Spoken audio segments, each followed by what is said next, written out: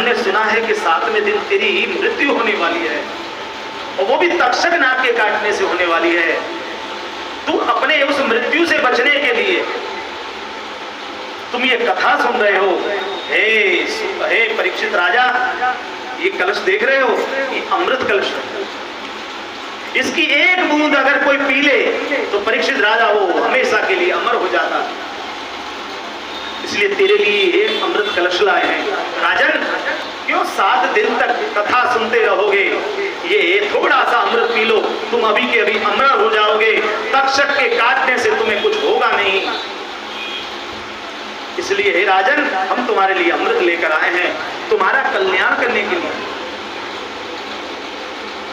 सुखदेव जी महाराज देख रहे हैं कि देवता आए हैं अमृत कलश लेकर, और वो भी मेरी भागवत के सामने। परीक्षित राजा थोड़े से विचार में पड़ गए, क्या करूं? एक तरफ मृत्यु का भय है कि मैं मरने वाला हूं। राधे श्याम श्याम श्याम, राधे श्याम श्याम श्याम, राधे श्याम श्याम श्याम, राधे श्याम श्याम श्याम, राधे श्याम श्याम श्याम, राधे श्याम श्याम श्याम, राधे श्याम श्याम श्याम, राधे श्याम श्याम श्याम, राधे श्याम श्याम श्याम, राधे श्याम श्याम श्याम, राधे श्याम श्याम श्याम, राधे श्याम श्याम श्याम। ओम सीता राम राम राम, सीता राम राम राम, सीता राम राम राम, सीता। भारत के अंदर हिंदू सनातन धर्म में 2 ही ऐसे ग्रंथ हैं जिनको श्रीमद का ताज लगता है। ये पदवी है एक प्रकार से, श्रीमद। 2 ही ग्रंथ हैं हमारे सनातन धर्म के अंदर, श्रीमद भगवत गीता जी और श्रीमद भागवत महापुराण। ये 2 ही ग्रंथों को श्रीमद लगता है। भगवत गीता जी, उसमें सिर्फ 700 श्लोक है, जो कुरुक्षेत्र के मैदान में भगवान ने अर्जुन को जब विषाद हुआ तब सुनाया। तो वो भगवत श्रीमद भगवत गीता, और ये जो है वो है श्रीमद भागवत महापुराण। 17 पुराण रचने के बाद जब व्यास जी को शांति नहीं मिली, और उसके बाद जो उन्होंने ये ग्रंथ की रचना करी, उसका नाम है श्रीमद् भागवत महापुराण। और इसकी रचना करने के बाद फिर व्यास राधे श्याम राधे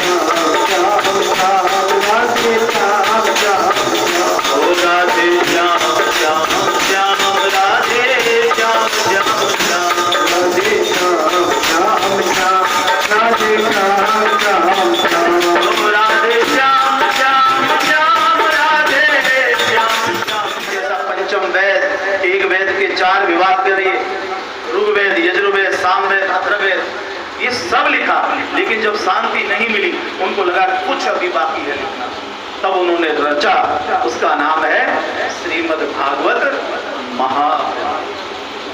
अब सभी माताओं बहनों को भाइयों को सबको पता है कि अपने 3 साल में एक बार भागवत की कथा करो। जब इस मंदिर पे सबसे पहले आया था तब पुरुषोत्तम मास पड़ा, तब कथा यहाँ होती और तब हम स्वामी व्यास, स्वामी कथा करने वाले स्वामी व्यासपीठ लगा लेते थे, माइक लगा लेते थे और आप सभी सुनने के लिए आ जाते थे और भैया सुना देते थे। तब तो ढोलक वाले भी नहीं होते थे, बहने ही बजाती थी। दूसरे साल भी ऐसा ही हुआ, जब 3 साल के बाद आए, शायद ये 3रा पुरुषोत्तम महीना है। अब के ठाकुर जी के सभी सेवकगण उन्होंने सारा पंडित जी बढ़िया तरह से करना है। मैंने प्रभु आपकी जैसी इच्छा, जैसी ठाकुर जी की इच्छा, तो आपके सजावट है, आपको यूं ना लगे कि आपके क्यों ऐसा कुछ अलग हो रहा है, ये सब ठाकुर जी के भक्तों की कृपा है। तो अब के मंदिर भी बड़ा हो गया, इसलिए सीधा सभी बैठ सके, पहले वहां तक बाहर तक लोग चले जाते थे, तो उसकी ये व्यवस्था बनी है। तो अब के पुरुषोत्तम महीना पड़ा 3 साल के बाद, तो फिर से भागवत की कथा, निष्काम कथा है जी, साफ कह रहा हूं, ना इसमें कोई लेने देने की बात है, सब अपनी तरफ से सेवा है। ठाकुर जी की प्रसन्नता के लिए और ठाकुर जी के गुणगान गाने के लिए।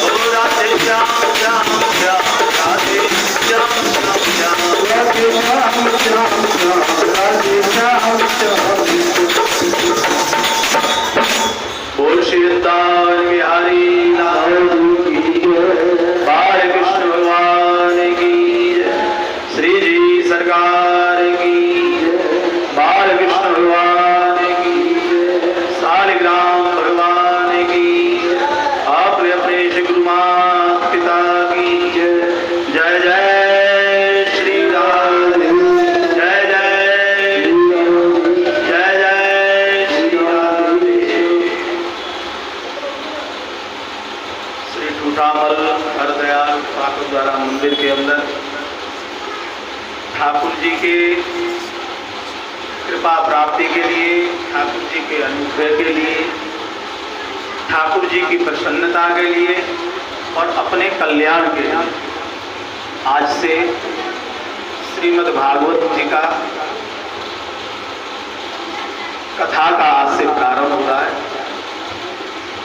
ये भागवत कथा है, भगवत गीता नहीं है। ज्यादातर लोग भागवत में और गीता में फर्क नहीं समझते। भागवत को गीता जी कहते थे और गीता जी को भागवत। इसलिए आपको ज्ञान नहीं दे रहा हूं, बता रहा हूं, जितना हो सके इस महीने में सत्कर्म करिए। जो मैंने संतों से सुना है, दीपदान का इस महीने के अंदर बड़ा महत्व है। महात्माओं ने यह कहा है कुछ ना कर सको तो दीपदान जरूर करिए सुबह शाम। और वैसे तो नियम ये लिखा गया है कि वैद लक्षणा गाय का घी होना चाहिए। गौ माता का घी तो देखो जो मिल रहा है समय के अनुसार वही लेना पड़ेगा। तो जो घी जितना हो सके शुद्धता से, घर में अगर मलाई इकट्ठी करी हो उसका बनाते हो तो वो घी हो सके, बाकी बाजार का जो शुद्ध से शुद्ध मिलता हो वो घी लेकर और ठाकुर जी को दीपदान करिए। तुलसी माता के आगे दीपदान करिए, ठाकुर जी के आगे दीप जलाइए। बड़ा ही महत्व। करोड़ों गुना, मतलब संतों ने इतना वर्णन किया है, इसका महत्व बताया है। जैसे हम सूर्य ग्रहण, चंद्र ग्रहण, उस समय पर जो जाप करते हैं और उसका जितना महत्व होता है, जब सूर्य ग्रहण आता है, चंद्र ग्रहण आता है, तो जो संत साधु संत जन लोग हैं, ब्राह्मण देवता हैं, वो सभी माला लेके भगवान का जप, ध्यान, अनुष्ठान करते हैं। क्यों? आधे दिन में अगर आप एक बार कृष्ण बोलोगे तो एक ही गुना पुण्य है। जैसे ग्रहण के टाइम पर अगर आप एक बार कृष्ण बोलते हो तो 1000 गुना पुण्य है। ऐसे ही पुरुषोत्तम महीना जो है, पूरा का पूरा महीना, इसमें एक बार प्रभु का कोई भी सत्कर्म, पाठ हो गया, विष्णु सहस्त्र नाम के पाठ करिए, गीता जी के पाठ करिए, भागवत जी के पाठ करिए, संस्कृत ना आता हो तो हिंदी में ट्रांसलेशन उसका है, वो पढ़िए। साथ साथ में गोपाल सहस्त्र नाम हो गया, गोपाल सहस्त्र नाम का पाठ करिए।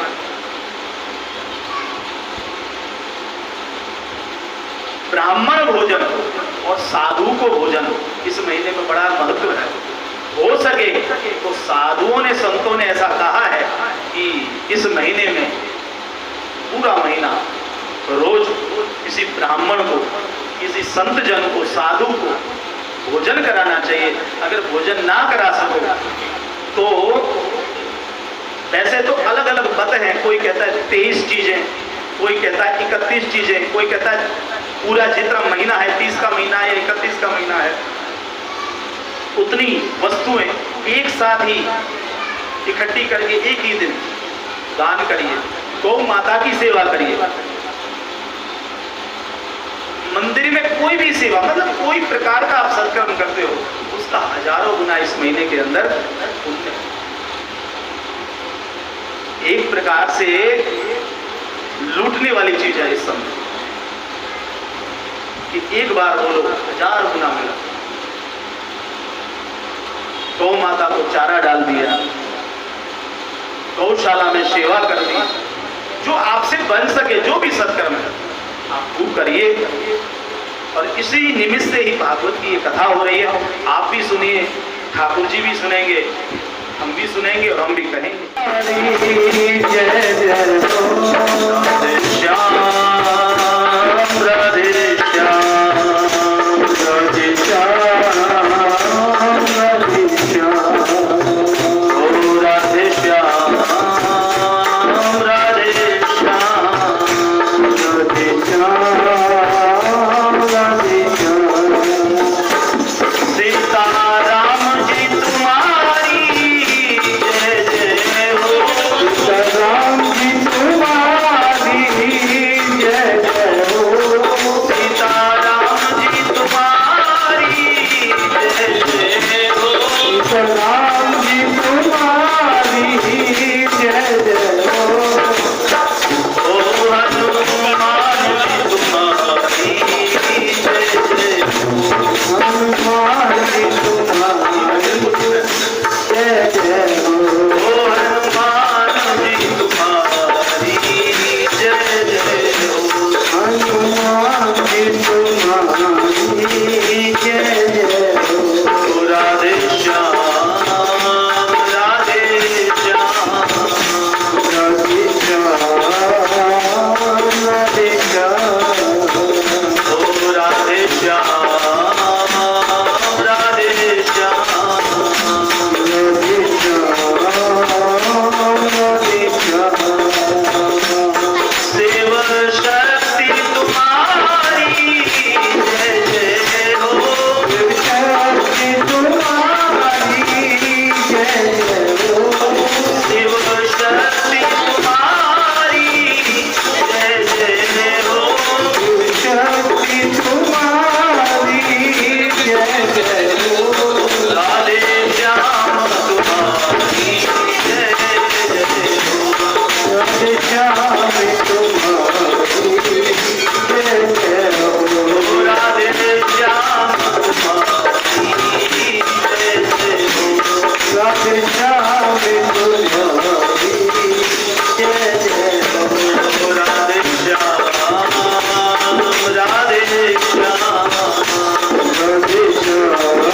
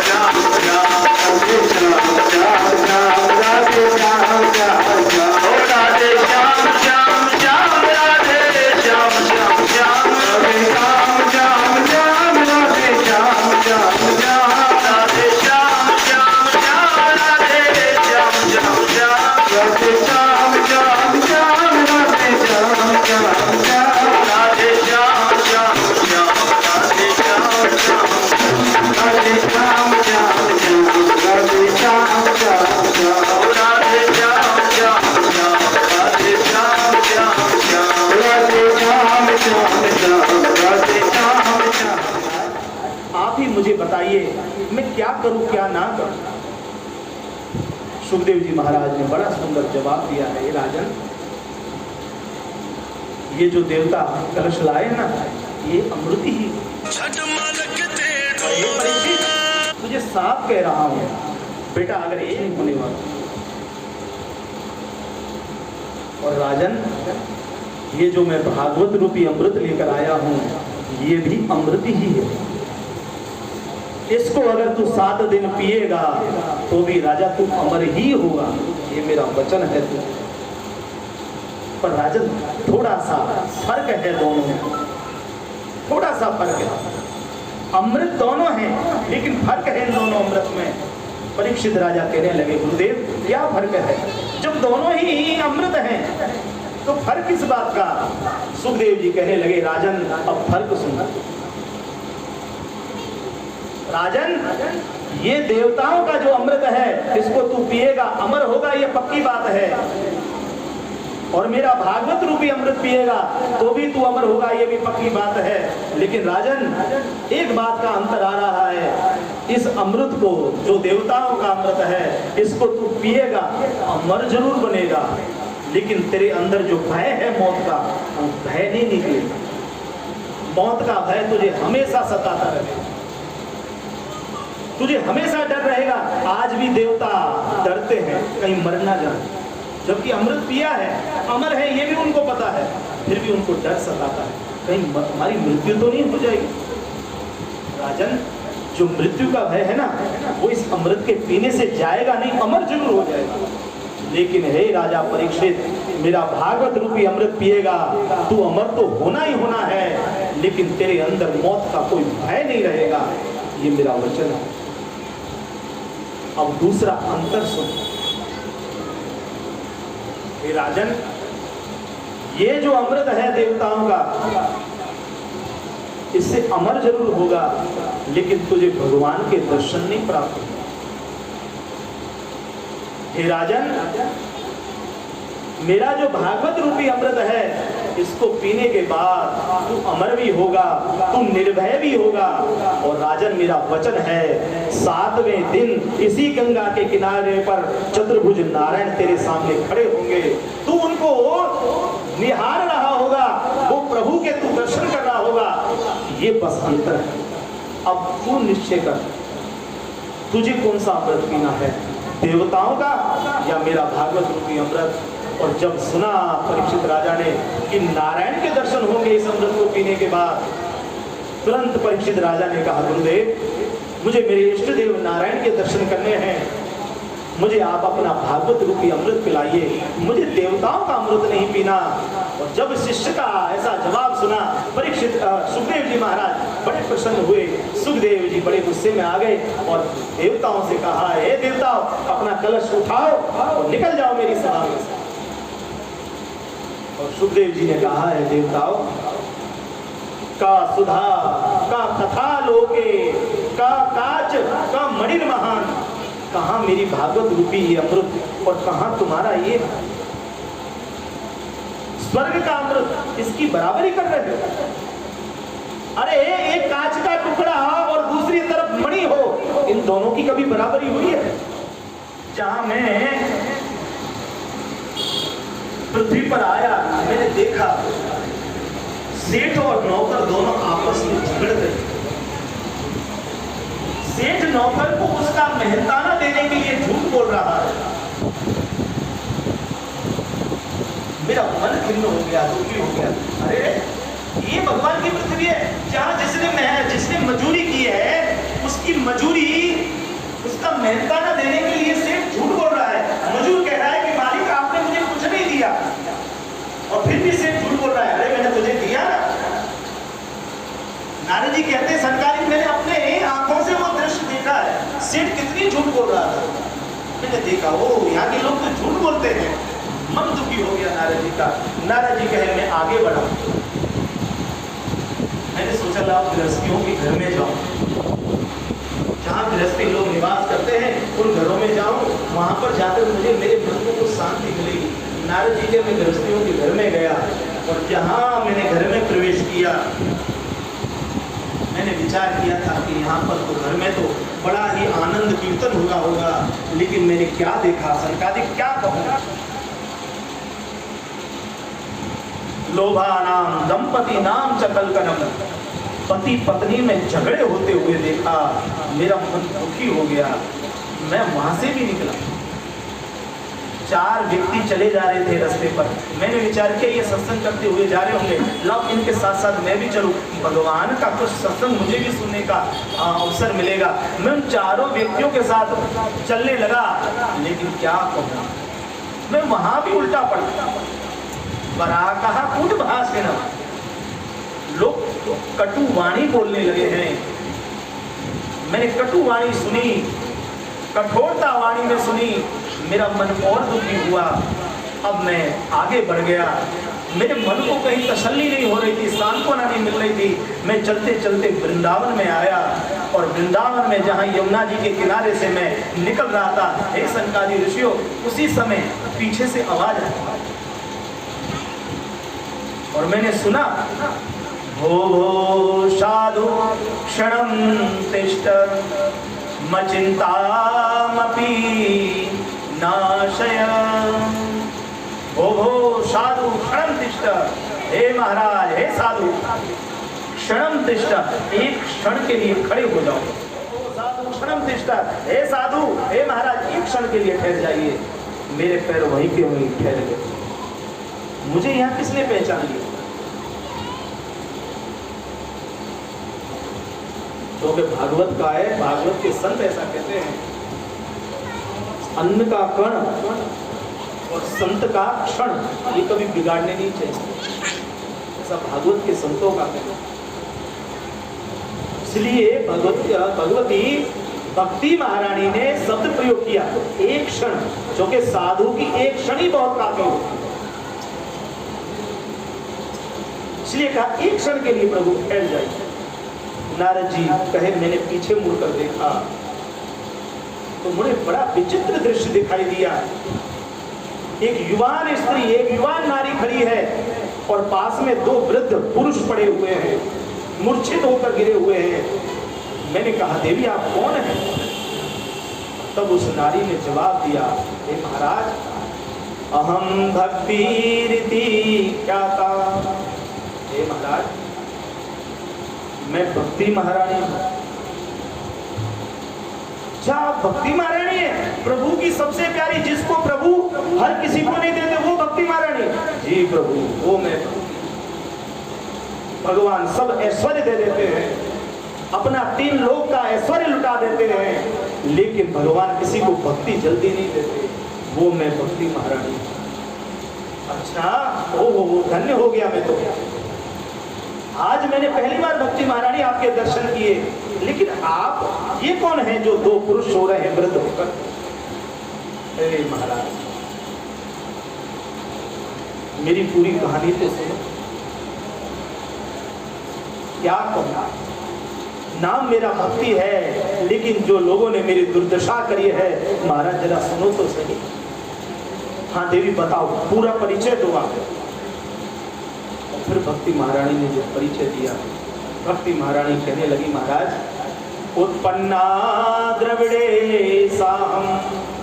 हे महाराज नारद, मैं द्रविड़ देश में उत्पन्न हुई। द्रविड़ यानी कि दक्षिण भारत। उत्पन्ना द्रविड़े साहम, द्रविड़ देश में मेरा जन्म हुआ। जितने भी भारत में महापुरुष हुए वो सभी साउथ के अंदर हुए, दक्षिण भारत के अंदर। आदि शंकराचार्य, माधवाचार्य, निम्बार्काचार्य, रामानुजाचार्य, ये 4 आचार्यों का जन्म दक्षिण भारत के अंदर हुआ, और कहीं नहीं हुआ। उत्पन्ना द्रविड़े शाहम और वृद्धि कर्णाटके गता। और महाराज, मेरा जो थोड़ा सा पालन पोषण हुआ ना, वो कर्नाटक में हुआ महाराज। वृद्धि कर्नाटके गता, कर्नाटक में महाराज मेरा पालन पोषण हुआ। वृद्धि कर्नाटके गता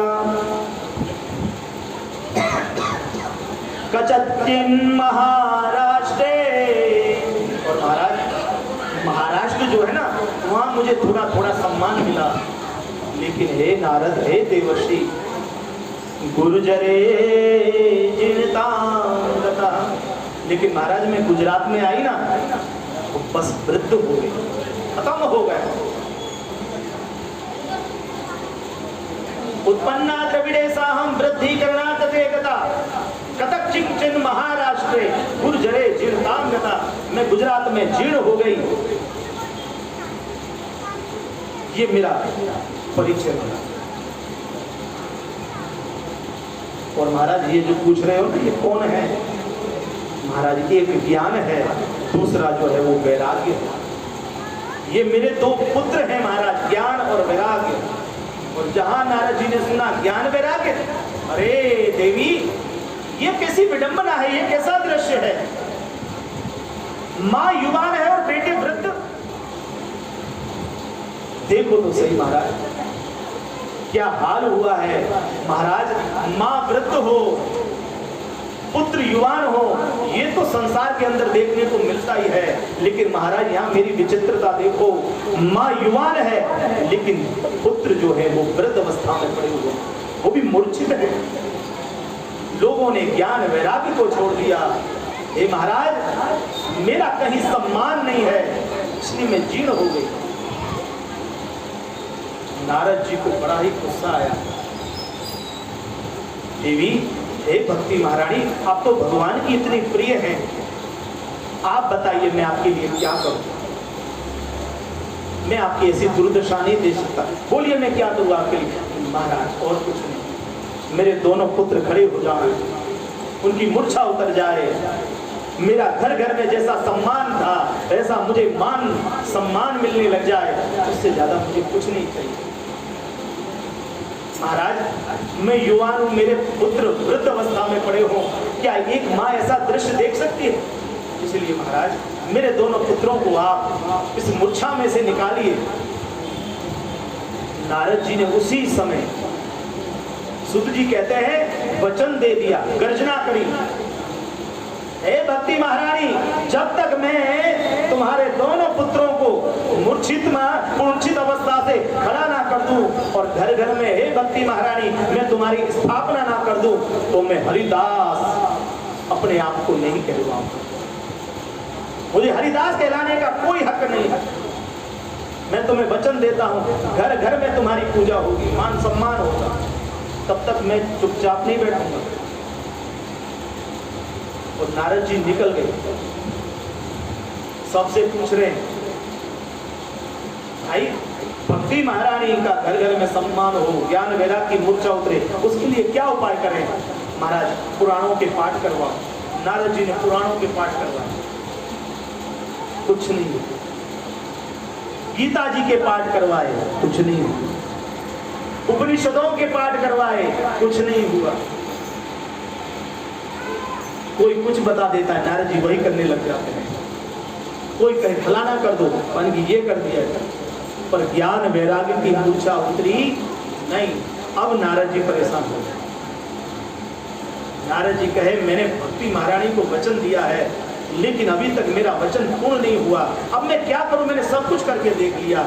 और उसी समय चलते चलते चलते चलते नारद जी कहाँ पहुंचे? बद्रिकाश्रम, जहां सनकादिक ऋषि विराजमान थे। अब सनकादिक ऋषि ने पूछा, यहाँ कैसे नारद? तब नारद जी ने पूरी कथा सुनाई। मैं भक्ति महारानी का घर घर में स्थापन करने के लिए महाराज निकला हूँ। जब तक भक्ति महारानी को मान सम्मान घर घर में नहीं मिल जाता, ज्ञान वैराग्य की मूर्छा नहीं उतर जाती, तब तक हे सनकादिक ऋषि मैं चुपचाप नहीं बैठूंगा, आप मुझे कुछ उपाय बतलाइए। तब सनकादिक ऋषियों ने कहा है, इसके लिए आप भागवत का पाठ करवाइए, भागवत की कथा करवाइए। और फिर भागवत की कथा शुरुआत हुई। और भागवत के संत कहते हैं, देखो कथा किसी और के लिए हो रही है, करवा कोई और रहा है, निमंत्रण कोई और देने जा रहा है। जब कथा बैठी किसके लिए बैठी? भक्ति महारानी के लिए, ज्ञान वैराग्य के लिए। कथा करवा कौन रहा है? नारद जी। कथा कह कौन रहा है? सनकादिक ऋषि। और निमंत्रण कौन है? निमंत्रण कौन देने गए? भृगु ऋषि। जबकि इनका कोई लेना देना नहीं था। जब कहीं सत्कर्म हो रहा हो, कोई अच्छा प्रभु के लिए कार्य हो रहा हो, तो हर मनुष्य का फर्ज है, कर्तव्य है, अपने से जो बन सके वो हम करें, जो हमसे सब कुछ हो सकता है। अच्छा कार्य हो रहा है ना भगवान के लिए, बताइए मैं क्या सेवा कर सकता? भृगु ऋषि का कोई लेना देना, जबकि तपस्या करते थे भृगु ऋषि। लेकिन जहां सुना कि भगवान नारद जो है भगवान की कथा करवा रहे हैं, तो वो भी भक्ति महारानी के लिए, लाओ ना मैं भी अपनी सेवा दूं। भृगु ऋषि ने क्या सेवा ली? निमंत्रण देने की। जिनको पता नहीं था उनके पास पहुंच गए, तीनों लोगों में घूमे। बड़े बड़े ऋषि तपस्या कर रहे थे, उनको जगाया, उठो बहुत तपस्या हो गई, भगवान मिले भगवान नहीं मिले, आ जाओ कथा बैठ रही है भगवान की, कथा सुनो, स्वयं ठाकुर जी के दर्शन होंगे। क्योंकि सनकादिक ऋषि कथा कह रहे हैं। तपस्वी तपस्या कर रहे थे, उनको उठाया, प्रभु के दर्शन हुए, भगवान की नहीं, हटाओ भंग करो तपस्या, चलो भगवान की कथा में। 4 वेद रूप धारण कर करके भगवान की कथा में आए। पवित्र नदियां गंगा, यमुना, सरस्वती, कृष्णा, कावेरी, सरयू, महेंद्र, नर्मदा, पवित्र नदियां सभी रूप धारण कर करके भगवान की कथा में आए। कह भी कौन रहा है? सनकादिक ऋषि। पुराण कथा सुनने के लिए आए और स्वयं भक्ति महारानी अपने ज्ञान वैराग्य को लेकर आई हैं। और जहां कथा की शुरुआत हुई, सुध जी सौनक को कहते हैं, सौनक अभी तो कथा शुरू हुई थी, पहला दिन भी अभी पूरा नहीं हुआ। वो कथा भी कैसे चलती थी? सुबह सूर्य उदय से लेके और सूर्य अस्त तक, सूर्य अस्त का समय हुआ कथा की समाप्ति। बीच में कोई इंटरवल, चाय कॉफी कुछ भी नहीं, क्या कथा से सूर्यास्त हो जाता था, फिर विश्राम। पर यहां तो कथा स्टार्ट हुई और ऐसी कथा जहां शुरू हुई और उसी समय घटना घटी। भक्ति महारानी नाचने लगी।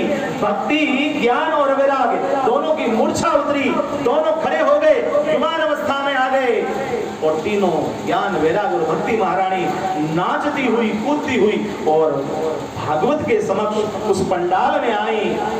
और फिर जो कीर्तन किया भक्ति महारानी, कृष्ण गोविंद हरे मुरारी, हे नाथ नारायण वासुदेवा। श्री कृष्ण गोविंद हरे मुरारी, हे नाथ नारायण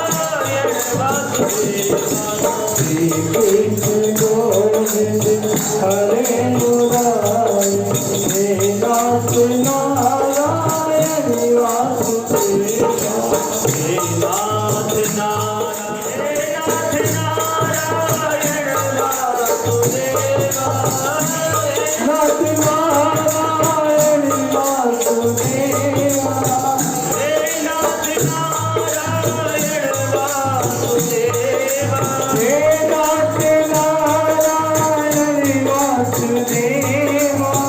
हे नाथ नारायण वासुदेवा। कृष्ण गोविंद हरे मुरारी, हे नाथ नारायण वासुदेवा। हरे कृष्ण कृष्ण कृष्ण हरे हरे, हरे राम राम राम हरे हरे। हरे कृष्ण कृष्ण कृष्ण हरे हरे, हरे राम राम राम हरे हरे।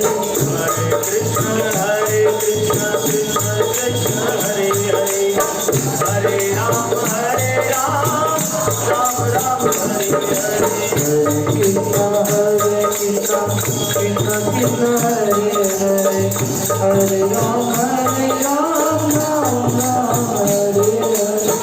हरे कृष्ण कृष्ण कृष्ण हरे हरे,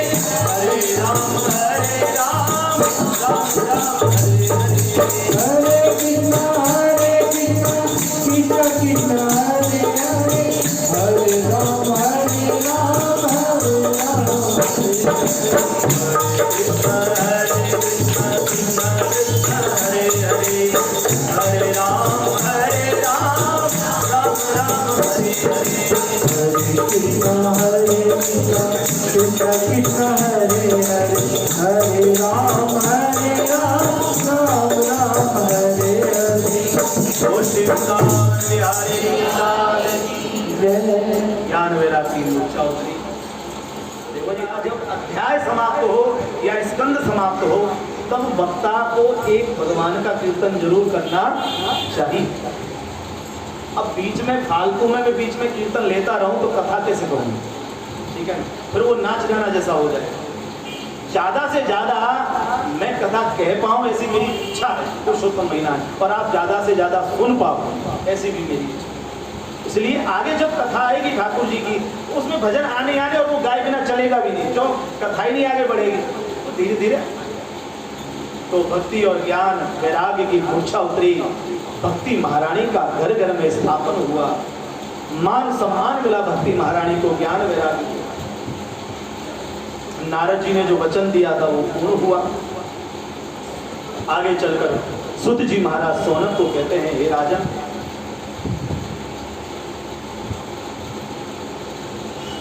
एक समय की घटना है, तुंगभद्रा नदी के किनारे एक गांव है और उस गांव के अंदर एक आत्मदेव नाम का ब्राह्मण रहता है। ठाकुर जी ने बहुत कुछ दिया है गांव में, ऐसा नहीं है कि हर जगह ही ब्राह्मण के पास कुछ हो ही ना। सुत जी कहते हैं ब्राह्मण को इतना धन दिया है कि पीढ़ी की पीढ़ियां खाती रहे, वो भी फूटने वाला नहीं। इतना धन वैभव है, मान सम्मान है समाज में आत्मदेव का। फिर भी आत्मदेव को एक बात बस खाई जा रही है और वो ये सब कुछ है, क्योंकि प्रभु की बड़ी माया विचित्र है, सब कुछ दे देंगे, कुछ ना कुछ एक कमी जरूर रखते हैं। अब देखिए, पैसा होगा, सब कुछ होगा, गाड़ी होंगे, बंगला होंगे, सब कुछ होगा, फिर भी कहीं ना कहीं घर में आप पूछोगे ना बड़े उससे, सही सही बता, बिल्कुल सुखी, ठीक है, बाकी तो सब ठीक है, बस ये और होता ना, बस काम हो जाता। ठाकुर जी ने कमी जरूर रखी है। क्यों? क्योंकि आदमी को बैलेंस रखने के लिए। अब परम पूज्य डोगरे जी महाराज कहा करते थे कि भगवान, वैसे ये कोई कथा नहीं है, ये वैसी हंसने की बात है कि सबसे पहले ठाकुर जी ने जब मनुष्य बनाया ना तो उसके पेट नहीं लगाया था, पेट नहीं बनाया था, बिना पेट का आदमी बनाया, भगवान ने जमीन पर डाल दिया, वाले देखो इसके ये क्या करता है। तो एक झुपड़ी में उसको डाल दिया, ठाकुर जी तुरंत साधु का वेश धारण करके गए उसके पास और जाकर फिर तुरंत उसको बुलावा किए, हे प्रभु भिक्षान देही, साधु हूँ, कुछ भिक्षा दो ना। भगवान स्वयं साधु का वेश लेकर गए, हे महाराज भिक्षान देही, कुछ भिक्षा दो ना, भूख लग रही है। अब पेट नहीं है तो फिर झंझट किस बात का? ये करीब इसके लिए रहे ना सबरी आपद इसी के लिए तो है। और जब पेट ही नहीं है तो फिर समस्या किस बात की? तुरंत मनुष्य ने जवाब दिया, अरे जा ना, चल, कहां से चले आते। भगवान बोले, हाँ पेट नहीं लगाया तो इतनी अकड़, अब के पेट लगा के देखता हूँ, फिर देखता हूँ कैसी अकड़ आती है। भगवान ने तुरंत वापस खींच लिया, आपके पेट फिट कर दिया, पेट लगा के फिर उसी झोपड़ी में डाला। अब भगवान बोले, अब के साधु बन के जाता हूँ, अब देखता हूँ क्या करता है। भगवान गए, हे महाराज भिक्षान देही, क्यों? अब तो पेट लगाया था ना, वो चूहे कूद रहे थे, खाने को कुछ मिल नहीं रहा था। हे महाराज, पैरों में गिर गया, हे महात्मा आपके पास तो कुछ ना कुछ होगा, प्रभु आशीर्वाद दीजिए, मुझे खाने को कुछ दीजिए महाराज, आपकी झोली में कुछ पड़ा हो। तो भगवान तुरंत समझ गया, इंसान को अगर कंट्रोल में रखना है इसको पेट बना के जरूर दे। अगर पेट नहीं लगाया ना तो ये मुझे भी पूछने वाला नहीं है। भगवान कहीं ना कहीं कोई ना कोई कमी जरूर है। सब कुछ दिया हुआ है। आत्मदेव को सब कुछ दिया है, उसके बराबर गांव में कोई धनवान नहीं है। पूरे गांव में मान सम्मान सबसे बड़ा धनी है, और इतना धन है कि पीढ़ियों की पीढ़ियां खाती रहे, खत्म नहीं होने वाला। बस एक कमी छोड़ दी, क्या? कोई संतान नहीं है, ना तो पुत्र और ना तो पुत्री। बस यही बात है, रात दिन बस ये सोता है, इतना देखो किसके लिए? कौन खाएगा इसका? क्या करूंगा मैं इसका? इन गाड़ी बंगलों का, ओ इतनी जमीनें पड़ी है मेरी, इतना धन पड़ा है, किसके लिए? बस मन के अंदर ये दुख है, और वो दुख एक बार इतना भर गया कि आत्मदेव को लगा बस अब मर जाना ही थी, मैं आत्महत्या कर लेता हूं। अरे ऐसा जीवन धिक्कार है, तुम मेरा पुत्र ही नहीं है। और आत्मदेव ब्राह्मण है, फिर भी आत्महत्या करने के लिए निकला, और जहां नदी में कूदने जाए आत्महत्या करने गया, पीछे से महात्मा जी ने आकर हाथ पकड़ लिया। ए महाराज, ए महाराज कहां जा रहे हो? क्या कर रहे हो? अरे महाराज छोड़ो, आप हाथ छोड़ो। अरे पर बताओ सही, क्यों मरना चाहते हो? महाराज मरी जान दो, मुझे जिंदा नहीं रहना। अरे बताओ तो सही, कौन हो? महाराज मैं ये इस गांव में रहता हूँ, ब्राह्मण हूँ। अरे ब्राह्मण होके आत्महत्या करने जा रहे हो? जी महाराज, पर महाराज मेरे दुख को आप नहीं समझ पाओगे। पर बता तो सही क्या बात है? महाराज मेरा नाम आत्मदेव है, भगवान ने इतना सब कुछ दिया है, इतनी धन दौलत दी है, लेकिन महाराज मुझे पुत्र नहीं दिया, इसलिए महाराज ये जीवन धिक्कार है, मैं आत्महत्या करने जा रहा हूँ। भगवान ने कोई खर्च करने वाला ही नहीं दिया, क्या करूँगा मैं? इतनी जमीनें पड़ी है मेरे पास। इसलिए महाराज जब संतान ही नहीं है तो मैं बस मर जाऊँ। महात्मा जी ने कहा कि देव ब्राह्मण है, मुझे पता होना चाहिए, शास्त्र का वचन है, जो व्यक्ति एक बार आत्महत्या करता है उसको अपने 7 जन्मों तक आत्महत्या करनी पड़ती है। क्या शास्त्र वचन भूल गया तू? अरे महाराज मुझे सब याद है, लेकिन मुझे बस आत्महत्या करनी, भले मुझे करना पड़े, 7 बार आत्महत्या करनी पड़े। ऐसा जीवन किस काम का महाराज, जो खर्च करने वाला ही नहीं दिया भगवान ने? इस धन दौलत में क्या करूंगा? साथ लेकर जाऊंगा। और महाराज आप हो वैरागी संत साधु, आपके ना कोई आगे ना कोई पीछे, महाराज आप क्या जानो गृहस्थी में पुत्र का सुख क्या होता है, ये महाराज आप नहीं समझ पाओगे, क्योंकि आप साधु। आप संसार में रहो तो पता चले बेटे का सुख क्या होता है। महात्मा जी बोले अच्छा मुझे नहीं पता। नहीं महाराज ये तो गृहस्थी आदमी ही बता सकता है पुत्र का सुख क्या होता है। इसलिए महाराज जब भगवान ने मुझे पुत्र ही नहीं दिया, इस धन दौलत को कौन खर्च करेगा? महात्मा जी बोले बस धन दौलत खर्च करने की बात हो रही है ना? हाँ भगवान महात्मा जी बोले 2 हाथ ठाकुर जी ने दिए तो हैं, खर्च करना कर, अपने हाथ से खर्च कर। भगवान की इच्छा ही यही है, तुझे बेटा नहीं दिया आत्मदेव, भगवान चाहते हैं तू अपनी संपत्ति अपने हाथ से दान कर। क्यों पुत्र की इच्छा करता है? क्या गारंटी है आत्मदेव अगर पुत्र हो भी गया तो ये तेरी संपत्ति का भोग करेगा? ऐसा भी तो हो सकता है कि वही पुत्र तेरी संपत्ति का नष्ट कर दे, सारी संपत्ति, और खराब कार्यों में उस संपत्ति का उपयोग करके तेरी सारी संपत्ति, तेरी मान प्रतिष्ठा सब कुछ धूल मिट्टी में मिला दे, तब क्या करेगा? ऐसा कोई मुझे वचन तो दे सकता है कि जो पुत्र अगर हो भी गया तो वो अच्छा ही निकलेगा? महाराज ये बेकार की बातें हैं। पर महात्मा जी कहने लगे मैं तुझे कह तो रहा हूं तेरे हाथ से खर्च करना, प्रभु चाहते ही हैं तू अपने हाथ से किसी संपत्ति से। हे आत्मदेव तेरा ये लोक और तेरा वो परलोक दोनों सुधर जाएंगे, दोनों लोग सुधर जाएंगे आत्मदेव। लेकिन इतना समझाया महात्मा जी ने, पर आत्मदेव के गले बात उतरी क्योंकि जो नशा पुत्र का जड़ा था ना वो उतरा नहीं। आत्मदेव कहने लगा महाराज आप नहीं समझ पाओगे। कभी आपने सोचा महाराज आपके तो आगे पीछे कोई है नहीं, आपने सोचा कभी जिस दिन मेरी मृत्यु होगी मेरी चिता को अग्नि कौन देगा, मुझे मोक्ष कौन दिलाएगा? आपको पता है कुछ? आप तो साधु लोग हो। महात्मा जी बोले तो बेटा तुझे मुक्ति दिलाएगा ऐसा कह रहा है? तो महाराज पुत्र मुझे मुक्ति दिलाएगा। किसने कहा? कहां लिखा? क्या जिनके पुत्र नहीं होते क्या उनको मुक्ति नहीं मिलती?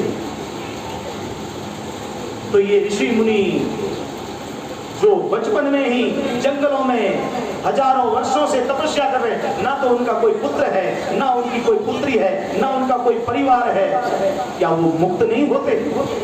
क्या उनको भगवान की प्राप्ति नहीं होती? अरे आत्मदेव कितनी मूर्खता पूर्ण बातें तू कर रहा है। आत्मदेव एक बात समझ ले, इंसान को अपनी मुक्ति स्वयं अपने सत्कर्मों से मिलती है, कोई किसी को मुक्त नहीं करता। आत्मदेव तुझे जो संपत्ति भगवान ने दी है ना वो प्रभु की इच्छा है, वो अपने हाथों से खर्च कर सत्कर्मों में लगा, यही ठाकुर जी की इच्छा है।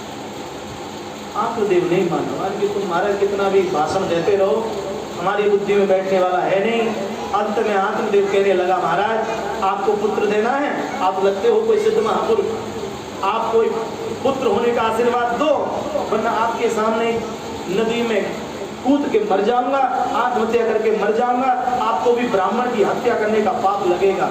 महात्मा जी विचार करने लगे इससे बढ़िया इसको बचाने गया, इससे बढ़िया सीधा निकल जाता रास्ते से तो बढ़िया रहता। अगर ये मेरे सामने आत्महत्या कर लेगा तो मुझे भी नरक में जाना पड़ेगा। महात्मा जी फंस गए, पर सिद्ध थे, महापुरुष थे, झोली में से फल निकाला, आत्मदेव को कहा ले आत्मदेव तेरी इच्छा ही है कि मेरे यहाँ पुत्र हो, वही मुझे मुक्त करेगा, तो जैसी ठाकुर की इच्छा ये फल ले, तेरी पत्नी को खिला देना, जा मेरा आशीर्वाद है तेरे यहाँ पुत्र ही होगा। महात्मा निकल गए। अब तो आत्मदेव इतना प्रसन्न, तुरंत दौड़ता दौड़ता आया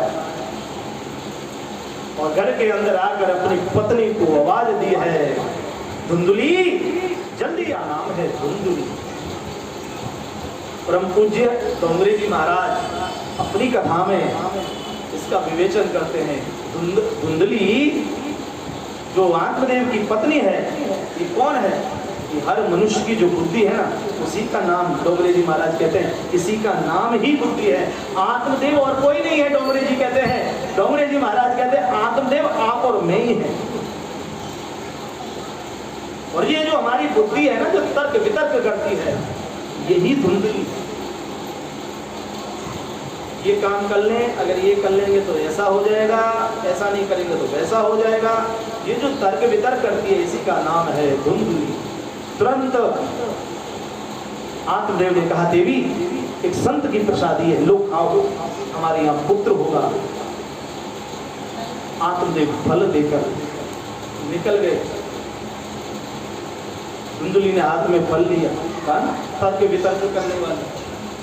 अब विचार करे धुंधली इसको खाऊं कि ना खाऊं? अगर मैं खाती हूं तो भी आफत, ना खाऊं तो भी आफत। आफत क्या है? अगर मैं खा लेती हूं गर्भावस्था को धारण करूंगी, गर्भावस्था होगी तो फिर क्या होगा? घर के कहेंगे ये मत खा, वो मत खा, ये फलाना कर, ये मत कर, दुनिया भर के मेरे ऊपर बंधन आ जाएंगे, मेरे से काम नहीं होगा। भागवत में ऐसा बोलती है दूसरी, मेरे से काम नहीं होगा, काम नहीं होगा, नंद को बुलाना पड़ेगा, नंद मेरे घर में आएगी, मैं उठ के खड़ी नहीं हो सकती, नंद मेरे घर में दुनिया भर का सामान रखा हुआ है, उठा उठा के अपने घर में भरेगी।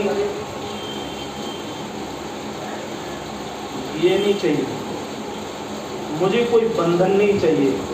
फिर जब मैं गर्भ अवस्था को प्राप्त होंगी मुझे अनेक वेदना, अनेक कष्ट सहन करने पड़ेंगे, कष्ट मुझसे नहीं सहन होगा।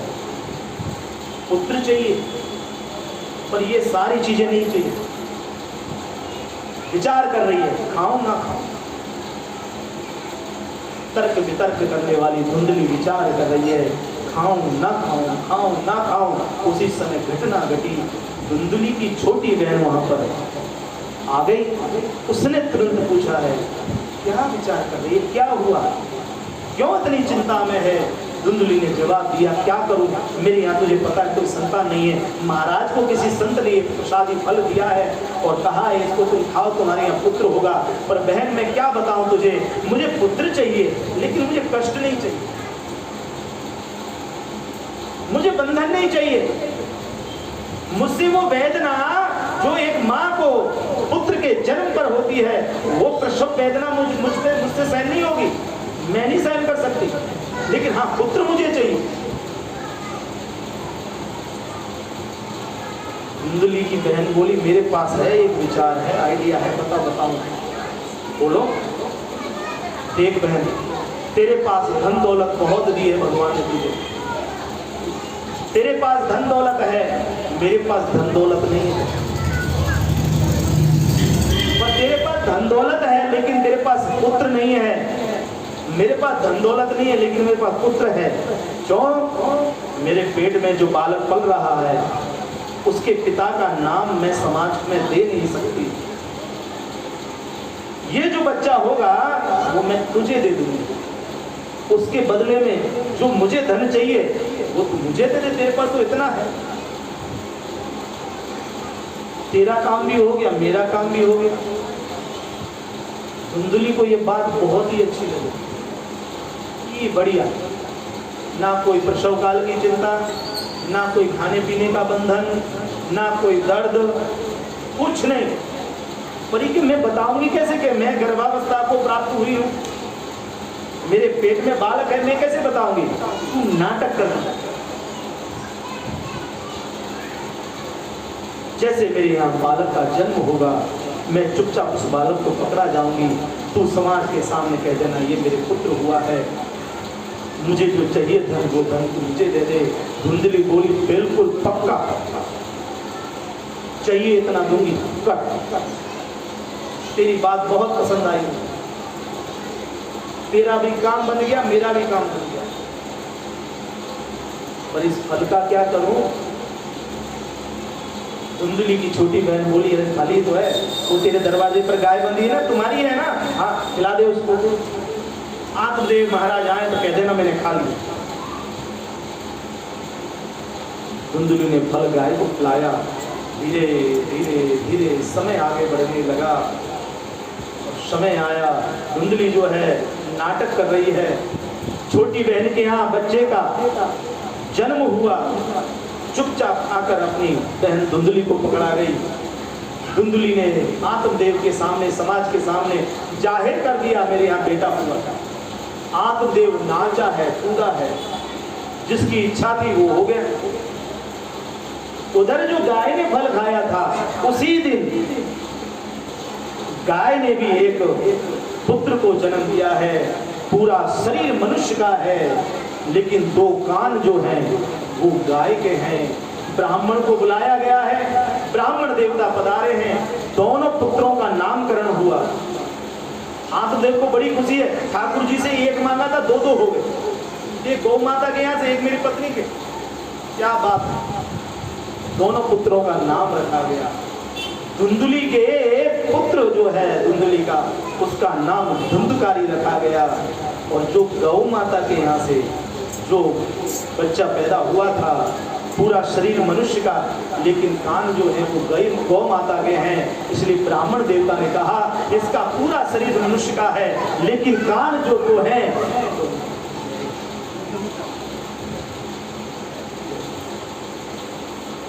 दो कान जो हैं वो गौ माता के लिए, गौ माता के हैं। इसलिए हे आत्मदेव, आज से तुम्हारे इस पुत्र का नाम मैं गोकर्ण रखता हूँ। बोलिए गोकर्ण जी महाराज की। ये भागवत के संत हैं, भागवत के वक्ता हैं गोकर्ण जी महाराज। तो गोकर्ण जी का जन्म हुआ, धुंधकारी का जन्म हुआ। दोनों बालक धीरे धीरे बढ़ने लगे। धीरे धीरे समय आगे बढ़ने लगा, लेकिन जैसा फल संत की प्रसादी थी वो गोकर्ण जी थे। भले संत ने गुस्से में दिया, लेकिन मनोइच्छा अपने उस तपोबल से दिया कि वो जो गोकर्ण जी हुए भगवान के परम भक्त हुए, वेदाभ्यास करने वाले, संध्या उपासना करने वाले, भगवान का भजन करने वाले सदाचारी हुए। और जो धुंधुली की बहन के यहां से जो पुत्र आया था, एक प्रकार से पाप ही था, पाप का ही बीज, उसमें से जो फल होगा कभी अच्छा नहीं हो सकता। धुंधकारी का जैसा नाम है वैसे ही उसके कर्म दिखने लगे। छोटा सा ही है, छोटे छोटे बच्चों को उठा के कुएं में डाल जाता है। भागवत में सुत जी महाराज कहते हैं सोनम को, किसी का बच्चा झूले में झूल रहा है, माँ कहीं काम कर रही है, छोटे से बच्चे को उठाया कुएं में डाल दिया, पता ही नहीं। किसी की झोपड़ी में जाके चुपचाप रात में आग लगा दी, कभी कुछ कर दिया, कभी किसी के यहाँ चोरी कर ली। आत्मदेव ने जो पीढ़ियों के लिए धन जोड़ा था ना, वो ऐसे खराब रस्तों पर खर्च होने लगा। धुंधकारी ने सब साफ कर दिया। जो संत की बात की याद आ गई, जब बेटे के दुराचार देखे, ओह ये क्या कर रहा है। आत्मदेव को गिलानी हुई, अपने पुत्र के कर्मों को देखकर इतनी गिलानी हुई। गोकर्ण जी महाराज ने अपने पिता आत्मदेव से कहा है, पिताजी जो आपकी मन की इच्छा थी ना, पुत्र हो पुत्र हो पुत्र हो, अब इच्छा पूर्ण हो गई।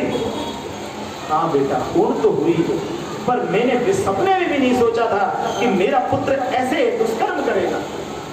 तो पिताजी अब वो जो इच्छा थी वो पूर्ण हो गई। हाँ बेटा पूर्ण हो गई, अभी और कुछ देखना बाकी है? नहीं बेटा अब नहीं देख सकता। मेरी कमाई हुई धन दौलत ये कहाँ का कितने गलत रास्तों पर खर्च कर रहा है। तो पिताजी अब इस संसार को छोड़िए और अब अपना कल्याण करिए, इन सबको छोड़ो। आपकी वृद्धावस्था हो चुकी है, अंतिम समय है आपका, इस अंतिम समय को भगवान के चरणों में अर्पित कर दीजिए और अपनी मुक्ति करिए, आप निकल जाइए घर से। गोकर्ण जी के समझाने पर आत्मदेव घर छोड़कर निकल गए,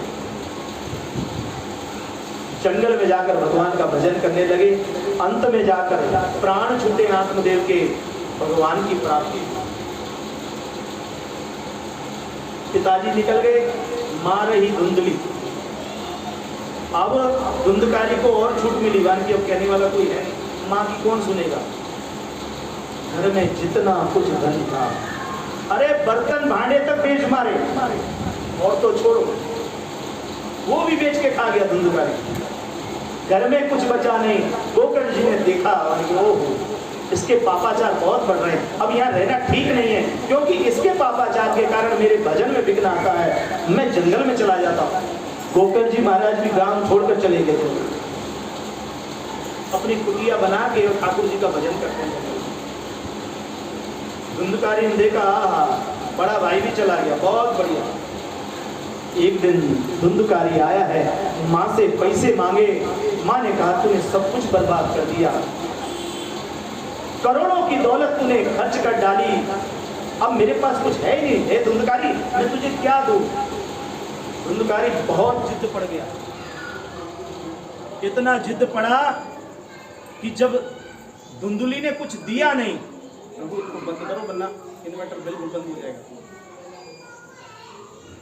जब धुंधुली ने कुछ दिया नहीं तो धुंधकारी को इतना, फिर हम कई साल तक बैठे बैठे खा पाए। धुंधकारी बोला बात तो सही कह रही है, रोज रोज जाना पड़ता है ना, इसी के घर में गड्ढा खोदो और यहीं गाड़ो इसको। उसी घर में गड्ढा खोदा गया और धुंधकारी को उसी में 5 गणिकाओं ने गाड़ दिया। अग्नि संस्कार तक नसीब नहीं हुआ। और भागवत के वचन हैं, जिस व्यक्ति के अग्नि संस्कार नहीं होते हैं वो प्रेत योनि में जाता है। जो व्यक्ति एक्सीडेंट से जहर देकर या जहर खाके मरता है, जो व्यक्ति गिर के मरता है, जिस व्यक्ति को मार दिया जाता है, या जो व्यक्ति आत्महत्या स्वयं करता है, ऐसे व्यक्ति की मृत्यु को अकाल मृत्यु बोला जाता है। इसलिए जैन में कहा गया था, अकाल मृत्यु वो मरे जो काम करे चंडाल का, काल उसका क्या करे जो भक्त हो मान। अकाल मृत्यु प्रेत योनि मिलती है, जल्दी सदगति नहीं होती। और वही हाल हुआ, गाड़ दिया, पांचों वेश्याएं लेकर धन लेकर निकल गई।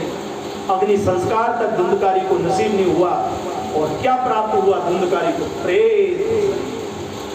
प्रेत की योनि प्राप्त हुई, प्रेत का शरीर प्राप्त हुआ।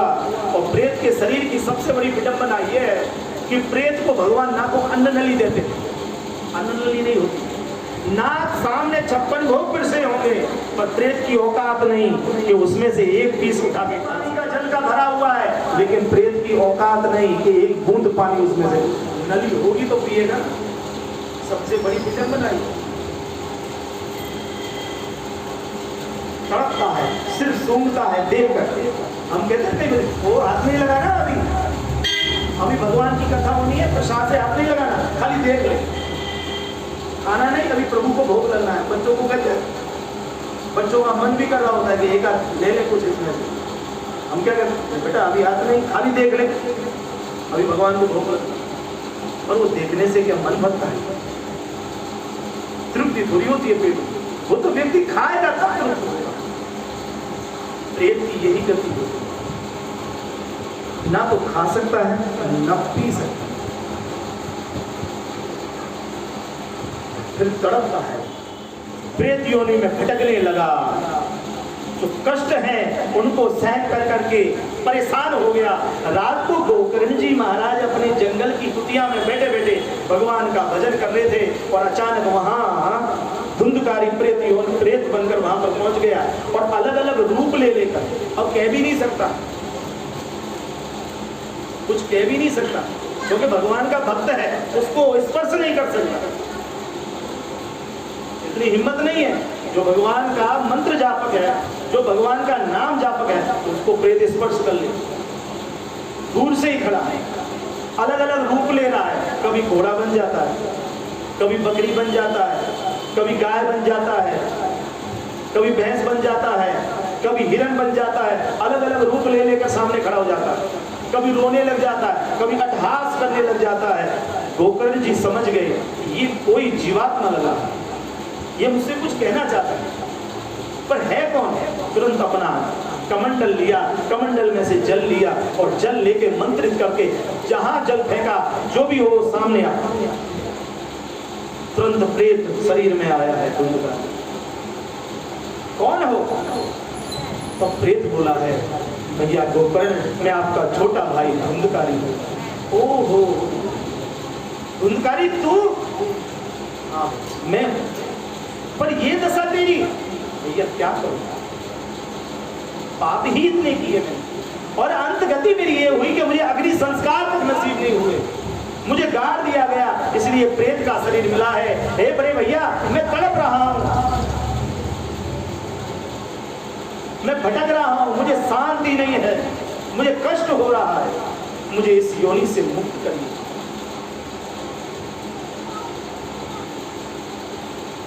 तब गोकर्ण जी को दया आई, है तो मेरा भाई। गोकर्ण जी ने कहा, हे धुंधकारी, क्षमा चाहता हूं भाई, अभी तो मैं कुछ नहीं कर सकता, कल सुबह जब भगवान सूर्य नारायण अपने आकाश मंडल में जब विराजमान होंगे तो मैं भगवान सूर्य नारायण से पूछूंगा कि इसका क्या उपाय है, और वो उपाय मैं तेरे लिए करूंगा। पर मुझे एक बात समझ में नहीं आ रही धुंधकारी, क्या बड़े भैया, मैंने तेरे लिए गया जी में जाकर श्राद्ध किए थे, मुझे पता चला तेरी मृत्यु हो गई है, पर मुझे ये नहीं पता कि तुझे इतनी भयंकर योनि प्राप्त हुई है। मैं तो गया जी में जाकर श्राद्ध करके आया, पिंडदान भी करके आया हूं तेरे लिए। धुंधकारी बोला, भैया कितने गया श्राद्ध कर लो, कितने पिंडदान आदि कर लो, लेकिन पाप कर्म ही इतने मैंने किए हैं कि वो पिंडों से और गया जी में जाने से नहीं खत्म होंगे। आप कोई और उपाय करिए। मैं हाथ जोड़कर आपको विनती कर रहा हूं, जो कि मुझसे सहन नहीं हो रहा है ये सब। रोकर जी कहा कोई चिंता नहीं, कल तक का तो समय दे मुझे। जब सुबह हुई, भगवान सूर्य नारायण अपने 7 घोड़ों के रथों पर विराजमान होकर निकल रहे थे, तो तुरंत गोकर्ण जी ने कहा, हे भगवान आदित्य, हे भगवान भुवन भास्कर, प्रभु मुझे मेरे भाई के गति के लिए कोई उपाय बतलाइए। मैंने बहुत कुछ उसके पीछे किया, वो अभी प्रेत योनि से मुक्त नहीं हुआ है। हे नारायण, आप मुझे कुछ बताइए, मैं क्या करूं उसके लिए। तो भगवान सूर्य नारायण ने कहा है, हे गोकर्ण, उसने बहुत पापाचार किए हैं, उसकी जल्दी गति नहीं हो सकती। उसके लिए तुम भगवान की श्रीमद् भागवत की कथा करो, तो वो उस कथा के द्वारा मुक्त होगा। गोकर्ण जी बड़े प्रसन्न हुए, और गोकर्ण जी आज इतने वर्षों के बाद गांव को छोड़कर आए थे, तब से आज फिर से अपने गांव की तरफ जाने लगे। और गांव में गए, गांव वालों से मिले हैं और गांव वालों से कहा है कि मैं भगवान की भागवत की कथा करना चाहता हूं, आप सबका मुझे साथ सहकार चाहिए। गांव वाले बड़े प्रसन्न हुए, हे गोकर्ण जी, आप इतने वर्षों के बाद आए हो और भगवान की कथा कहने के लिए आए हो। प्रभु हमारा आपको पूरा समर्थन है, हम सब व्यवस्था आपके लिए करते हैं। और पंडाल डाले गए, व्यासपीठ तैयार हुई, और वक्ता के तौर पर स्वयं गोकर्ण जी महाराज विराजमान हुए। कथा प्रारंभ हुई, पूरा गांव आया कथा सुनने, बच्चा बच्चा आया, और उसमें धुंधकारी भी आई। लेकिन प्रेत का शरीर है, हवा है। विचार करे धुंधकारी कहां बैठूं, क्योंकि लोग, पंडाल पूरा भर चुका था, जगह ही नहीं थी बैठने के लिए, खचाखच पंडाल भरा हुआ। धुंधकारी विचार कर रहा, कहां बैठूं, कहीं जगह ही नहीं दिखाई दे रही मुझे। उसी समय धुंधकारी ने देखा एक 7 गांठ वाला बांस देखा। धुंधकारी ने विचार किया इसी में प्रवेश कर जाए, चूंकि हवा है वो। तुरंत जाके उस बांस के अंदर धुंधकारी प्रवेश कर गया। पहले दिन की कथा समाप्त हुई। पहली जो बांस की गांठ थी ना, टूट गई। दूसरे दिन की कथा हुई, दूसरी गांठ टूटी। तीसरे दिन तीसरी गांठ, चौथे दिन चौथी गांठ, 5वें दिन 5वीं गांठ, 6वें दिन 6वीं गांठ टूटी, और 7वें दिन 7वीं गांठ टूटी, और बांस फटा बड़ी जोरदार। और उसमें से एक दिव्य पुरुष बाहर निकला है। लोग आश्चर्यचकित हो गए, ओहो ये कौन है। गोकर्ण जी समझ गए ये मेरा भाई धुंधकारी है। भैया आपका बहुत बहुत धन्यवाद, धन्य हो भैया, मुझे उस योनि से मुक्त कर दिया, मुझे दिव्य शरीर प्राप्त हुआ है। अभी तो ये बात ही कह रहे थे, स्वयं नारायण का विमान लेने के लिए ठाकुर जी ने विमान भेजा, और भगवान के दूतों ने कहा है, धुंधकारी बैठो, तुमको नारायण के धाम का बुलावा आया है, वैकुंठ लोक का, तुम वैकुंठ लोक चलो हमारे साथ। धुंधकारी दिव्य शरीर प्राप्त करके भगवान के नारायण के दूतों के साथ विमान में विराजमान हुए हैं। गांव वालों ने तुरंत पूछा, वन जी इसको ले जा रहे हो, हमको भी तो ले चलो, क्योंकि कथा तो हमने भी सुनी है, 7 दिन इसने सुनी, तो 7 दिन हम भी तो बैठे थे कथा में। तो भगवान नारायण के दूतों ने कहा है, तुमने भी कथा सुनी, धुंधकारी ने भी कथा सुनी, पर कथा सुनने में भेद है। और भेद क्या है? श्रवण भेद, सुनने में भेद है। क्या? जिस प्रकार धुंधकारी ने कथा सुनी और फिर उसका जो उसने मनन किया, वैसी कथा तुमने नहीं सुनी। तुम सुन भी रहे थे, यहाँ से निकल के भी जा रही थी, फिर तुम्हारा मन कहीं और भटक रहा था, कोई कथा का वो चल रहा था प्रसंग, फिर तुम कथा में बैठ गए। तुम कथा में बैठे थे पर पूरी कथा तुम में बैठी नहीं। धुंधकारी ने जैसी कथा सुनी ऐसी है ग्रामवासियों, आपने कथा नहीं सुनी, इसलिए अभी जाने का जो अधिकार है वो सिर्फ इस धुंधकारी भगवान नारायण के वैकुंठ धाम में गया है। गांव वालों ने तुरंत कहा, अभी कथा 7वें दिन समाप्त हुई, गांव वालों ने गोकर्ण जी से कहा मैंने कि प्रभु ये तो गलत हुआ। मैंने क्यों? मैंने कि धुंधकारी जैसा प्रेत अगर नारायण के धाम में जा सकता है तो ऐसे पापाचार हमने तो किए नहीं है प्रभु, क्या हमको वैकुंठ धाम नहीं मिल सकता? आज से ही फिर से शुरू से कथा शुरू करो। क्यों? आपके फिर सुनाओ, आपके हम धुंधकारी की तरह कथा सुनेंगे। हमें भी ठाकुर जी के धाम में जाना है। और दूसरे दिन उसी समय कथा का प्रारंभ हुआ। 7वें दिन स्वयं नारायण प्रकट हुए। बोलिए भगवान जगतपति नारायण की। स्वयं चतुर्भुज नारायण प्रकट हुए। आपके विमान लेने नहीं आया और भगवान ने कहा चलो सभी, सारे के सारे चलो। तुमने सब आपकी बहुत सुंदर कथा सुनी है। तो ये कथा जो है पद्म पुराण से ली गई है। पूरे गांव को भगवान का धाम मिला। इस कथा का ये महत्व है। आज भी अगर आप ध्यान से आप सभी, उसमें आपकी में गलती, मैं खुद की कह रहा हूँ, मैं खुद सब मान तपस्वी हूँ। जैसे आप कथा सुन रहे हो और जैसी ही धुंधकारी लोग ग्रामवासियों से, आज भी जीव अगर ऐसे ही कथा सुने तो आज भी भगवान का विमान आता है।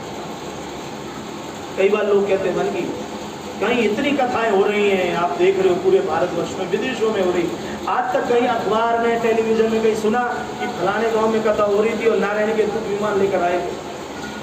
सुना किसी ने? ऐसा नहीं कि कलयुग में इसलिए नहीं आता, आता है, पर बात उसमें विमान की प्रॉब्लम नहीं है, प्रॉब्लम हमारा है। जो कि ठाकुर जी को पता है, उनको यहाँ तक पता है कि विमान भेज दिया तो खाली आएगा, ये कोई छड़ के आएगा क्योंकि कोई जाने के लिए तैयार है। अगर अभी कोई कह दे कि प्रभु का विमान आया चलो, ईमानदारी से ठाकुर जी का द्वार खुला है, कितने हाथ ऊंचा कहेंगे हाँ जी हम जाएंगे। यार चलो बहुत अच्छी बात है, वो तो मुझे पता है आपका जाएगा। तुकाराम जी महाराज के साथ ऐसा बना था। तुकाराम जी के लिए विठ्ठल भगवान का विमान लेने के लिए आया तो विठ्ठल तुकाराम जी बड़े प्रसन्न हुए। तो दूतों ने कहा कि तुकाराम तुम्हारे विठुआ भगवान विठ्ठलनाथ ने तुम्हारे लिए वैकुंठ धाम से विमान भेजा है, चलो बुलावा है तुम्हारा। इतने खुश हुए तुकाराम जी, कीर्तन करते करते करते अंदर घर में गए, अपनी पत्नी से कहा वो चलो। कहा अरे मेरे नारायण ने विठुआ ने मेरे लिए विमान भेजा है, हम तुम्हारे लिए हमारे बच्चों के लिए चलो नारायण के धाम में जाते हैं, इस नासवर संसार को छोड़ देते हैं। तुकाराम जी की पत्नी बोली तुम्हें जाना तो जाओ, मुझे मेरे बेटे को संभालना है, अभी पढ़ाना है, ब्याह करना है, तुम जाओ अपने नारायण और विठुआ के पास। तब से भगवान को अंदाजा हो चुका है कि विमान भेजने का कोई फायदा है नहीं। वो भी अभी हिम्मत से कह रहे हो, आए तो पता चले। इसलिए आज भी ठाकुर जी का विमान आता है, बस हमारा भाव हो और हमारी श्रद्धा हो और उस प्रकार से हम कथा को सुने, क्योंकि मन हमारा स्थिर नहीं है। इसलिए मैं अपनी कह रहा हूँ, मैं कथा कह रहा हूँ आपको, कभी कभी थोड़ी सी इधर उधर आवाज होती है, मेरा मन वहां चला जाता। तो जो भाव से कथा सुनी जाती है तो प्रभु का कथा का जो फल है, जो उस समय मिलता था, वो फल आज भी कलयुग में। तो ये आत्मदेव का चरित्र कहा गया। आगे चलकर भागवत जी का श्रवण विधि बतलाया है। अब इसको कहने की जरूरत नहीं है, क्योंकि श्रवण विधि का मतलब ये है कि भाई कथा सुनने के लिए ये करो वो करो, जो अपने व्यवस्था बनी है प्रभु के लिए, आप सबके लिए जो ठाकुर जी ने व्यवस्था बनाई है वो व्यवस्था से आप सभी बैठे हो। जो कुर्सी पर नहीं बैठ सकते, वो जो कुर्सी पर बैठना चाहते हो वो बेचारे कुर्सी पर बैठे हैं, जिनके पैर बढ़िया है वो नीचे बैठे हैं। तो जैसे भी व्यवस्था बनी है ऐसी व्यवस्था बना के भगवान की कथा कर रहे हैं। तो श्रवण विधि में यही बतलाया गया है, और वो किसके लिए है? जो अपने पूर्वजों के उद्धार के लिए कथा करवाता। हम तो ठाकुर जी के आनंद के लिए कथा सुन रहे हैं, इसलिए इस विधि से हमारा कोई लेना देना है नहीं। बोल श्री वृंदावन बिहारी। यदि श्री पद्म पुराण श्रीमद् भागवत महात्म्य भगवान युगल सरकार चरण कमल विद्यार्थे समर्पयामि। पार सवरिया सवरिया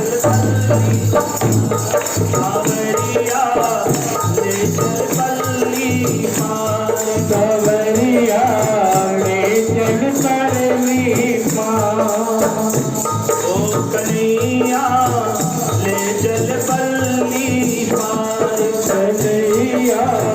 ले चल परली पार। जहाँ विराजे राधा रानी, जहाँ विराजे राधा रानी, जहाँ विराजे राधा रानी, जहाँ विराजे राधा रानी। हरियल बेली सरकार कांवरिया ले चल परली पार। कांवरिया ले चल परली पार। कन्हैया ले चल परली पार। कन्हैया ले चल परली पार। गुण अब गुण सब तेरे अर्पण, दुनिया में बड़े सब तेरे अर्पण। गुण अब गुण सब तेरे अर्पण, दुनिया में गुण सब तेरे अर्पण। ओ पाप पुण्य सब तेरे अर्पण, आप पुण्य सब तेरे अर्पण। पुण्य सब तेरे अर्पण, पाप पुण्य सब तेरे अर्पण। ओ पाप पुण्य सब तेरे अर्पण, पाप पुण्य सब तेरे अर्पण। ओ बुद्धि सहित मन तेरे अर्पण, बुद्धि सहित सब तेरे अर्पण। ओ बुद्धि सहित मन तेरे अर्पण, बुद्धि सहित सब तेरे अर्पण। ओ मुझे जीवन भी तेरे अर्पण, ये जीवन भी तेरे अर्पण। मैं तेरे चरणों की दासी, मैं तेरे चरणों की दासी। मैं तेरे चरणों की दासी, मैं तेरे चरणों की दासी। तुम मेरे प्राण आधार,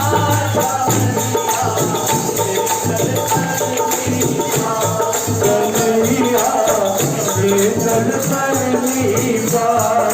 कन्हैया ले चल परली पार।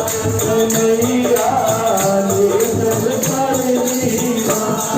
ओ जहाँ विराजे राधा रानी, जहाँ विराजे राधा रानी, जहाँ विराजे ब्रज महारानी, जहाँ विराजे ब्रज महारानी। सरकार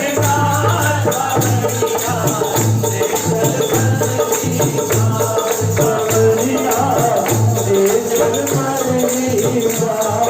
कन्हैया ले चल परली पार।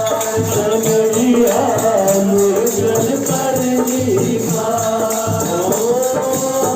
लज्जाशील गवा बैठी, लज्जाशील गवा बैठी हो। तुम संग ने लगा बैठी,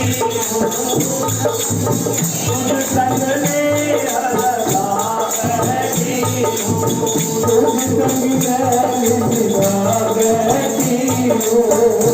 संग ने लगा बैठी हूँ, लगा बैठी हो। ओ आँखें खूब बता बैठी हूँ, आँखें खूब सजा बैठी हो।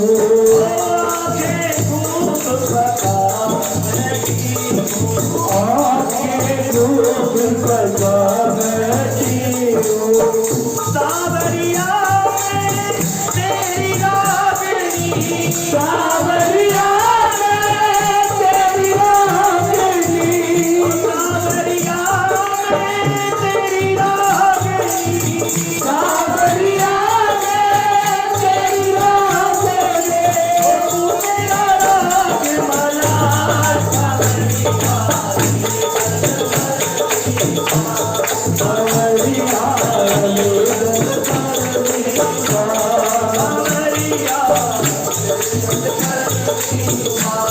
सावरिया रे जन कर दीवा।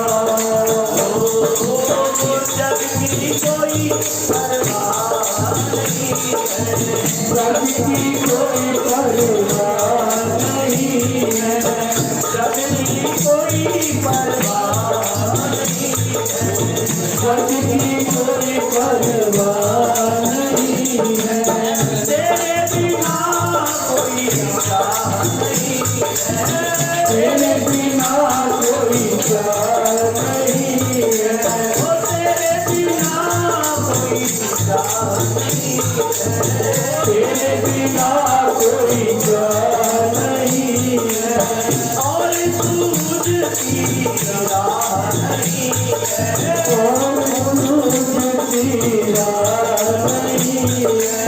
ओ जग में कोई अपना नहीं है, जग में कोई अपना नहीं है, मेरे प्रीतम मेरे माही, मेरे प्रीतम मेरे माही, मेरे प्रीतम मेरे माही, मेरे प्रीतम मेरे माही, कर दो मेरा पार सावरिया,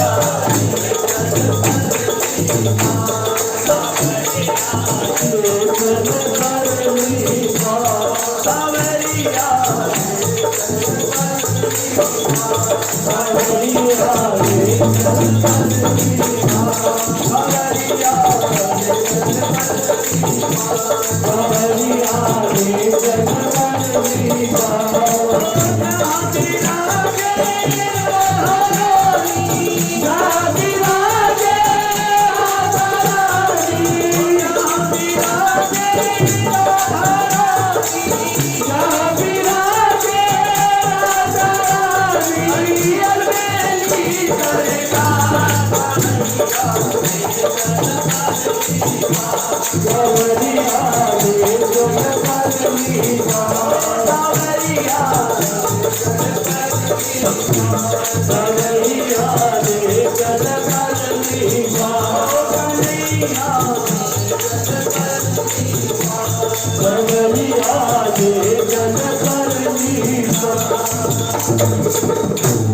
वृंदावन बिहारी लाल की पापियों को पाप के ये अमर ग्रंथ ये मुक्ति पंथ ये पंचम वेद निराला, नव ज्योति जगाने वाला, नव ज्योति जगाने वाला, ओ नव ज्योति जगाने वाला। ये अमर ग्रंथ ये मुक्ति पंथ ये पंचम वेद निराला, नव ज्योति जगाने वाला, नव ज्योति जगाने वाला, नव ज्योति जगाने वाला। हरि नाम यही हरि जान यही, हरि नाम यही हरि जान यही, हरि नाम यही हरि ध्यान यही, हरि नाम यही हरि नाम यही। जग के मंगल की आरती, पापियों को पाप से आरती, भागवत भगवान की है आरती, पापियों को पाप से तारती। ये शांति गीत पावन पुनीत पापों को मिटाने वाला, हरि दर्श कराने वाला, दर्श कराने वाला, हरि दर्श कराने वाला। ये शांति गीत पावन पुनीत पापों को मिटाने वाला, हरि दर्श कराने वाला, हरि दर्श कराने वाला, हरि दर्श कराने वाला। ओ ये सुख करनी ये दुख हरनी, ये दुख करनी ये दुख हरनी, ओ ये सुख करनी ये दुख हरनी, ये दुख करनी ये दुख हरनी। मधुसूदन की आरती, पापियों को पाप से आरती, भागवत भगवान की है आरती, पापियों को पाप से है तारती। ओ ये मधुर बोल भगवंत बोल सन्मार्ग बताने वाला, बिगड़ी को बनाने वाला, बिगड़ी को बनाने वाला, बिगड़ी को बनाने वाला। ये मधुर बोल भगवंत बोल सन्मार्ग बताने वाला, बिगड़ी को बनाने वाला, बिगड़ी को बनाने वाला, बिगड़ी को बनाने वाला। ओ श्री राम यही घनश्याम यही, श्री राम यही घनश्याम यही, श्री राम यही घनश्याम यही, श्री राम यही घनश्याम यही। प्रभु के महिमा की आरती, पापियों को पाप से है तारती। भागवत भगवान की है आरती, पापियों को पाप से है तारती। ओ भागवत भगवान की है आरती, पापियों को पाप से है तारती। भागवत भगवान की है आरती, पापियों को पाप से है तारती। अच्युतम केशवम श्री राम नारायण, अच्युतम केशवम श्री राम नारायण, कृष्णदामोदरम वासुदेवम हरि, श्रीधरम माधवम गोपिका वल्लभम, जानकी मनोहरम रामचंद्रम हरि। हरे राम राम राम हरे हरे, हरे राम राम राम हरे हरे, हरे कृष्ण कृष्ण हरे हरे, हरे राम राम हरे हरे, हरे कृष्ण कृष्ण हरे हरे, हरे राम राम हरे हरे, हरे कृष्ण कृष्ण हरे हरे, हरे राम राम हरे हरे, हरे राम राम हरे हरे, हरे कृष्ण कृष्ण हरे हरे, हरे राम राम हरे हरे, हरे कृष्ण कृष्ण हरे हरे, हरे राम राम हरे हरे, हरे कृष्ण कृष्ण हरे हरे, हरे राम राम हरे हरे, हरे कृष्ण कृष्ण हरे हरे, हरे राम राम हरे हरे, हरे कृष्ण कृष्ण हरे हरे, हरे राम राम हरे हरे, हरे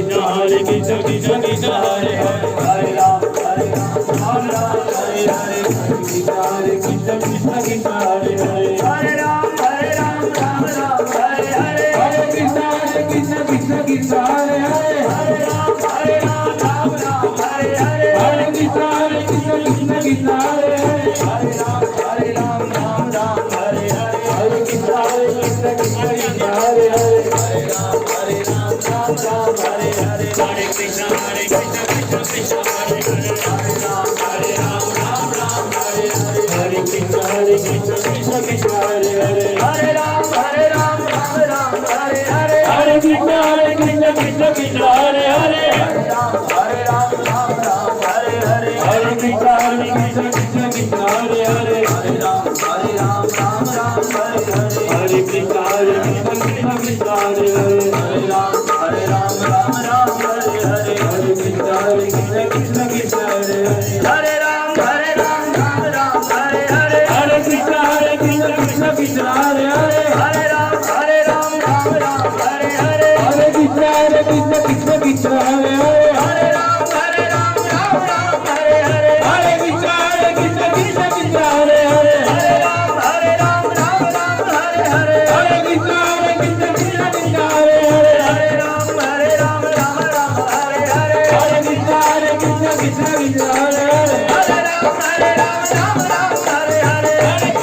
हरे हरे, हरे कृष्ण कृष्ण हरे हरे, हरे राम राम हरे हरे, हरे कृष्ण कृष्ण हरे हरे, हरे राम हरे हरे, हरे कृष्ण कृष्ण हरे हरे, हरे राम पुष्पांजलिर्मया दत्ता गृहाणं परमेश्वर, यदि मंत्र पुष्पांजलि समर्पयामि, अपनी जगह पे एक बोल पर ब्रह्म करिए। यानी कानी च पापानि जन्मांतर कृतानि च तानि सर्वाणि नश्यन्तु कृष्णां पदे पदे। बोल श्री वृंदावन बिहारी लाल की जय, श्री जी सरकार की